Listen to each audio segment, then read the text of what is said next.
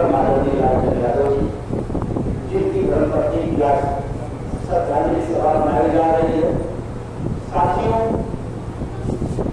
यह अपार दुख की घड़ी है हम लोगों की। इंसान समाज में सेवा करता है तो कहीं नहीं कहीं उनके पति का भी बहुत बड़ा योगदान होता है।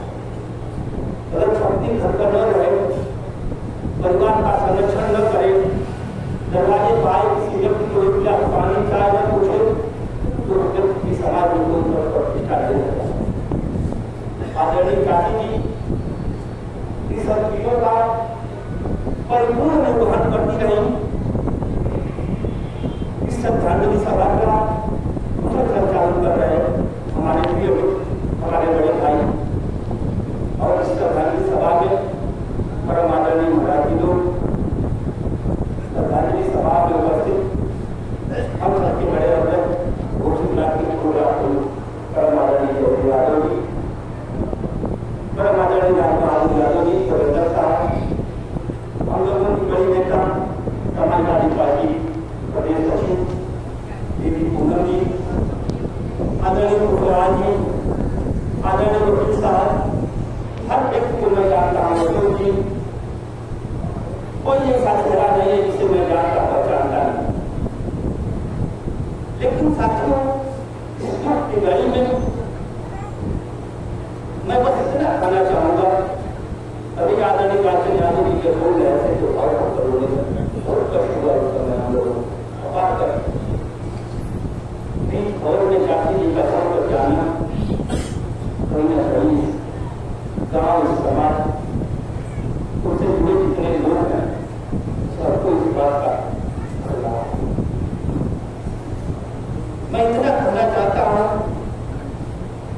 साथियों, समाज में वैसे लोग ही जाते हैं जिसके अच्छे कर्म होते हैं, जिसको ड्यूटी को बुलाता है, जिसको यहाँ जरूरत है, समाज को एक नई दिशा नया आयाम देने की जरूरत है। इस परिस्थिति में प्रभु को जारी हो गई आप, मैं आपके चरणों में कुछ सम्मान करते हुए यहाँ पर उपस्थित प्रत्येक व्यक्ति का आभार व्यक्त करता हूँ श्रद्धांजलि सभा में आने के लिए, और अपनी बात को समाप्त करते हुए मैं पूरा उनके पावन चरणों में सदा का समर्पित करते हुए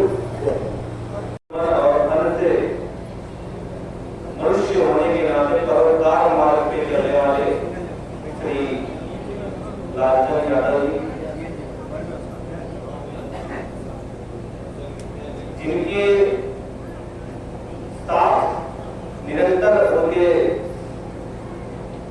तन से, उनके वाणी से और उनके सभी कर्मों से उनकी श्रीमती एक दूसरे का साथ देते हुए जीवन यापन कर रहे थे। लेकिन भगवान के विधान के आगे इस सृष्टि का विधान अधूरा हो जाता है। तो भगवान के विधान के आगे किसी का विधान संसार में नहीं चलता।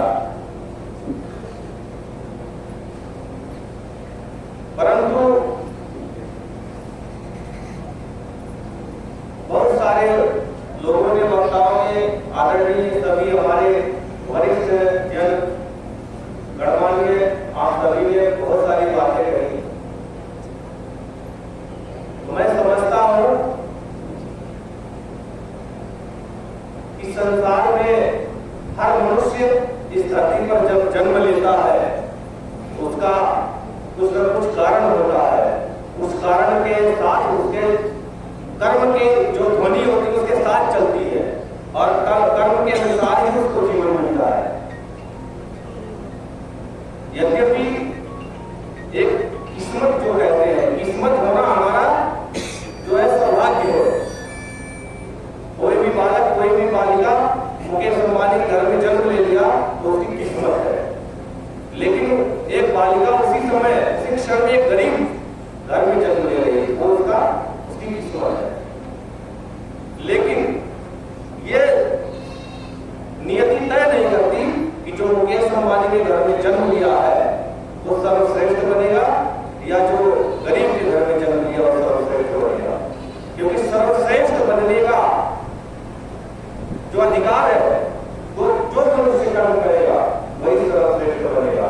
ये संसार का नियम है और यही प्रकृति नियम है, यही नियति का नियम है। तो भगवान के विधान के सामने किसी का विधान नहीं जाता। इसलिए हमारा ये शरीर, हम रात को चिंतन कर रहे थे आते समय, ये शरीर केवल वस्त्र के समान है। किसी ने कहा कि स्वामी जी केवल हम जीवन में 10, 12, 15 वर्ष ही अच्छे कर्म कर पाते हैं, उसके बाद हमारा शरीर वृद्ध हो जाता है, क्योंकि आधा जीवन तो सोने में बीत जाता है और आधा जीवन निकल जाता है सोने में। 15 से 20 वर्ष, 25 वर्ष बाल्यावस्था और पढ़ाई करने में, बनने में निकल जाता है। तो 75 वर्ष आयु ऐसे ही चली जाएगी और 15 वर्ष हम अपने जीवन में कर्म करते हैं। तो उन्होंने निराशा जताते हुए कहा कि क्यों इतना ज्यादा परेशान होना। मैंने कहा ये जो शरीर की यात्रा है ये अंतिम नहीं है। जब तक शरीर में प्राण है तब तक हमारी यात्रा चलती रहेगी, ऐसा नहीं है। इस शरीर से अलग होने के बाद भी दूसरा शरीर और मिल सकता है, मिलता भी है। गीता में भगवान श्री कृष्ण जी कहते हैं आत्मान से जिज्ञानी यथा विहार, कि जैसे हम अपने वस्त्र पुराने हो जाने पर, हट जाने पर, जीर्ण शीर्ण हो जाने पर दूसरे वस्त्रों को धारण करते हैं, उसी प्रकार जीवात्मा इस शरीर को छोड़ के दूसरे शरीर में चला जाता है। अब वो कारण कोई भी हो, या वो कोई बीमारी हो, या वृद्धावस्था हो, या कोई भी कारण हो, कारण तो कोई कोई होता है। तो शरीर आत्मा छोड़ के दूसरे शरीर में चला जाता है और ये दूसरा शरीर छोड़ जाता है। लेकिन कहते हैं कि जो शरीर के साथ धर्म जुड़े होते हैं, भाई इस शरीर का जो धर्म है, उनकी पत्नी कहलाने के लिए, उनकी माँ कहलाने के लिए, उनकी भाभी कहलाने के लिए, उनके बड़ी माता कहलाने के लिए, यानी कि उनके बहुत सारे संबंध जुड़े होते हैं। ये संबंध हमको याद रहते हैं, बार बार हमको बुलाते हैं, उनके स्वभाव को, उनके गुणों को और उनके आचरण को हमको उद्वेलित करते रहते हैं, अंदर से याद करते रहते हैं। तो हम उनके लिए आंसू आते हैं और ये होना भी चाहिए। एक मनुष्य के अंदर अगर मनुष्यता नहीं है, सरलता नहीं है, करुणा नहीं है, दया नहीं है, तो मनुष्य जीवन ही निरर्थक है। एक शंकराचार्य लिखते हैं, यावत् पवनो निवसति देहे तावत् पृच्छति कुशलं गेहे गतवति वायो देहा पायो भार्या विव्यतितस्मिन्ताय। कि जब तक शरीर में प्राण होते हैं, यावत् पवनो निवसति देहे, तब तक लोग पूछते हैं सब कुशल तो है, तावत् पृच्छति कुशलं गेहे, कि घर में सब कुशल है, अच्छे हैं, ठीक है। और गतिवती वायु देहा पायो, यानी वायु के चले जाने पर, अपाय अलग हो जाने पर, भार्या विव्यति, यानी कि वही पुरुष और स्त्री दोनों एक दूसरे शरीर से डरने लगते हैं कि भाई निकालो घर से, अभी मृत हो गया, जल्दी ले जाओ। तो शरीर की यात्रा जन्मों जन्मांतरों तक चलती रहेगी और हमारा भी कभी अंत होना है, आपका भी अंत होना। लेकिन कहा है कि व्यक्ति का जो आचरण है, जो कर्म है, अगर कोई भी स्त्री हो या पुरुष हो, आचरण से अपने कर्म से इस संसार में कुछ किया है, तो समझ लीजिए कि उसका विचार, उसका स्वभाव इस पृथ्वी पर जीवित रहता है और उनके पुत्र और पुत्रियों में हमेशा जीवित रहेगा, क्योंकि उनके ही होते हैं पुत्र पुत्रियां। तो माता श्री हमारे बीच से गई नहीं है, उनके जितने भी स्वभाव थे हमको याद रहेंगे, हमेशा याद रहेंगे, जब तक हम जीवित रहेंगे तब तक याद रहेंगे। किसी ने कहा कि अपने माता पिता को याद करना तो कैसे याद करें? हमने कहा कि उनके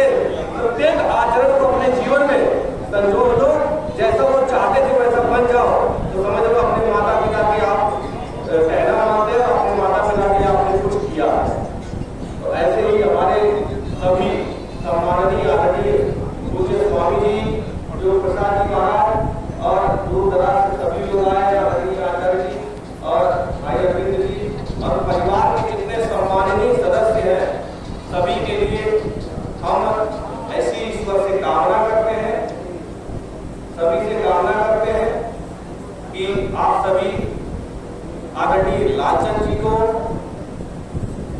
हमेशा हर वक्त, क्योंकि अभी यह ऐसा समय है कि संभालने की जरूरत है, तो आप सभी साथ दें, सहयोग करें और साथ में उनके लगे रहें, क्योंकि जीवन न जाने कब आपके भी साथ कुछ घटना ऐसी हो जाए, पता नहीं, किसी को कुछ पता नहीं जीवन का।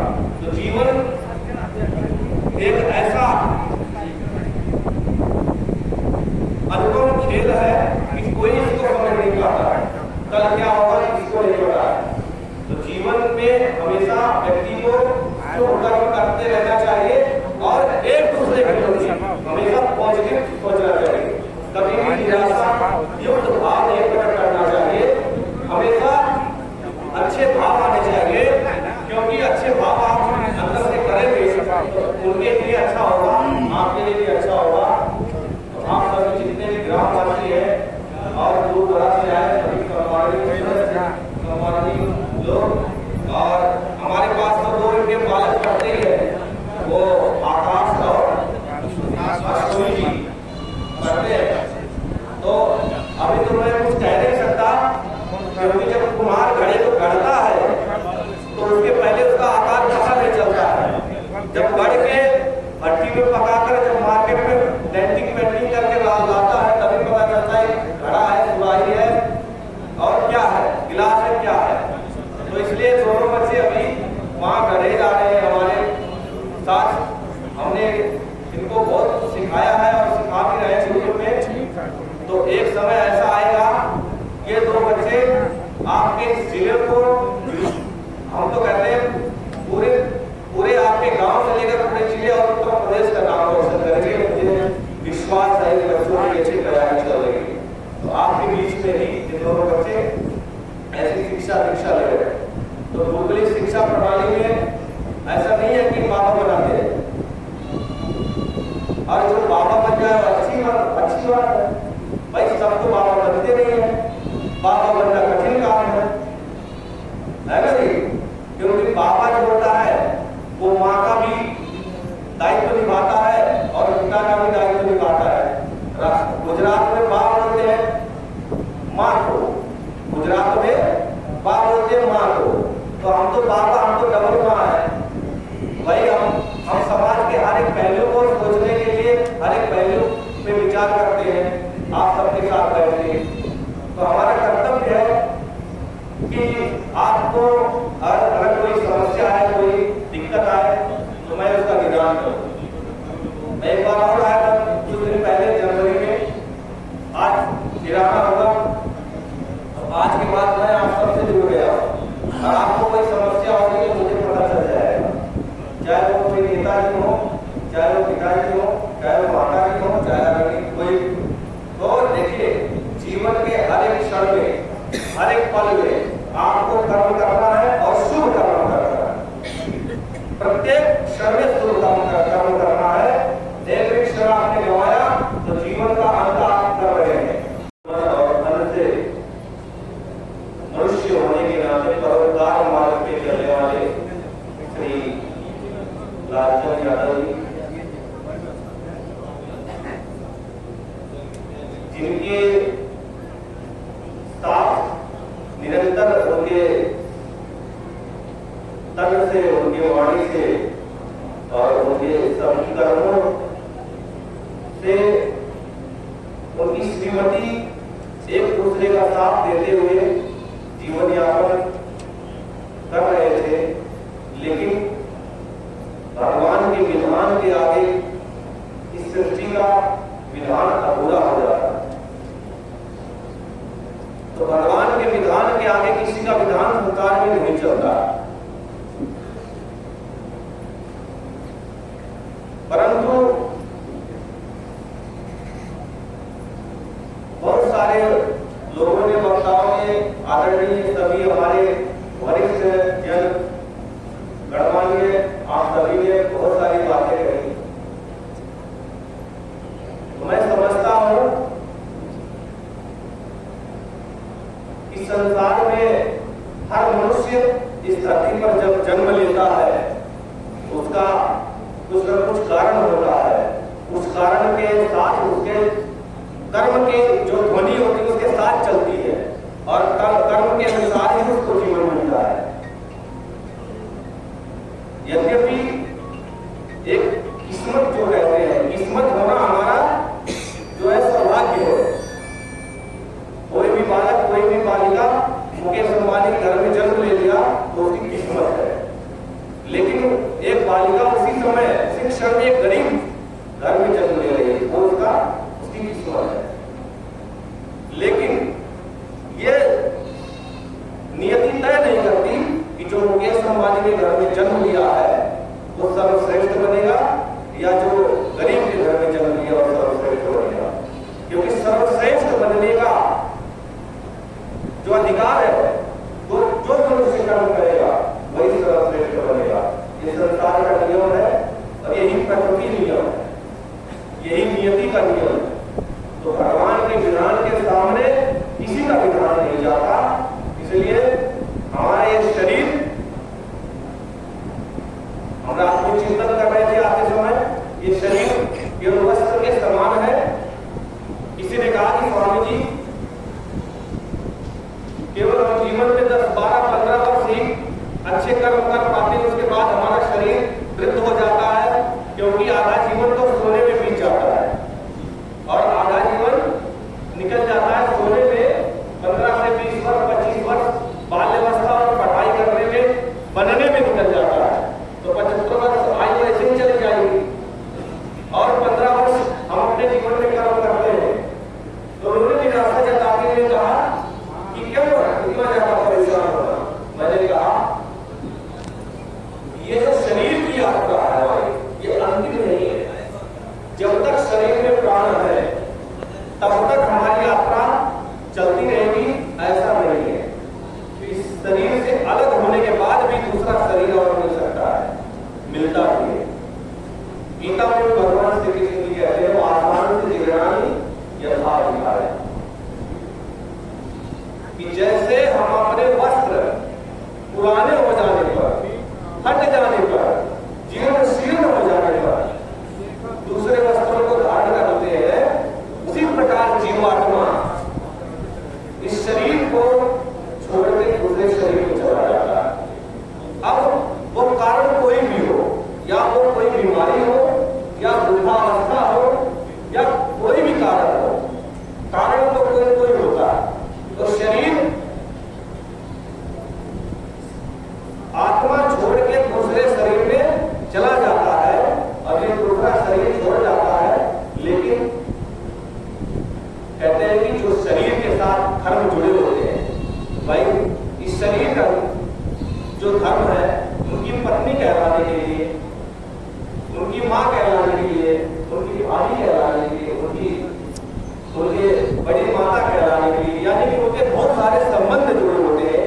ये संबंध हमको याद रहते हैं, बार बार हमको बुलाते हैं, उनके स्वभाव को, उनके गुणों को और उनके आचरण को हमको उद्वेलित करते रहते हैं, अंदर से याद करते रहते हैं। तो हम उनके लिए आंसू बहाते हैं और ये होना भी चाहिए। एक मनुष्य के अंदर अगर मनुष्यता नहीं है, सरलता नहीं है, करुणा नहीं है, दया नहीं है, तो मनुष्य जीवन निरर्थक है। एक शंकराचार्य लिखते हैं, यावत् पवनो निवसति देहे तावत् पृच्छति कुशलं गेहे गतवति वायो देहा पायो भार्याभिव्यतितस्मिन्नाय। कि जब तक शरीर में प्राण होते हैं, यावत् पवनो निवसति देहे, तब तक लोग पूछते हैं सब कुशल तो है, तावत् पृच्छति कुशलं गेहे, कि घर में सब कुशल है, अच्छे हैं, ठीक है। और गतिवती वायु देहा पायो, यानी वायु के चले जाने पर, अपाय अलग हो जाने पर, भार्या भी, यानी कि वही पुरुष और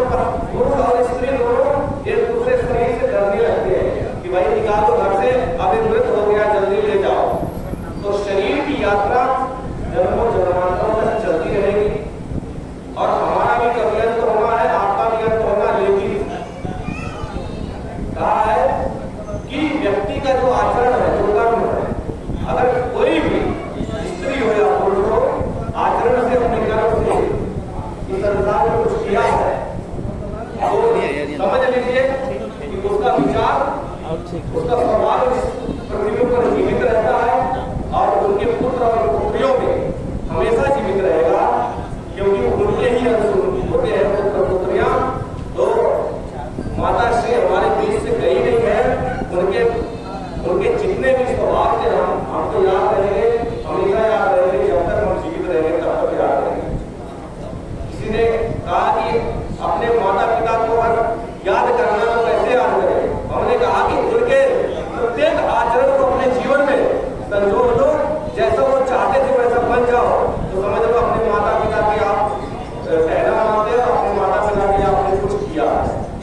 तो ऐसे ही हमारे सभी सम्माननीय आदरणीय पूज्य स्वामी जी, जो प्रसाद जी महाराज और दूर दराज से सभी लोग आए, आदरणीय आचार्य जी और भाई अरविंद जी और परिवार के जितने सम्माननीय सदस्य हैं, सभी के लिए हम ऐसी ईश्वर से कामना करते हैं, सभी से कामना करते हैं कि आप सभी आदरणीय लालचंद जी को हमेशा हर वक्त, क्योंकि अभी यह ऐसा समय है कि संभालने की जरूरत है, तो आप सभी साथ दें, सहयोग करें और साथ में उनके लगे रहें, क्योंकि जीवन न जाने कब आपके भी साथ कुछ घटना ऐसी हो जाए, पता नहीं, किसी को कुछ पता नहीं जीवन का।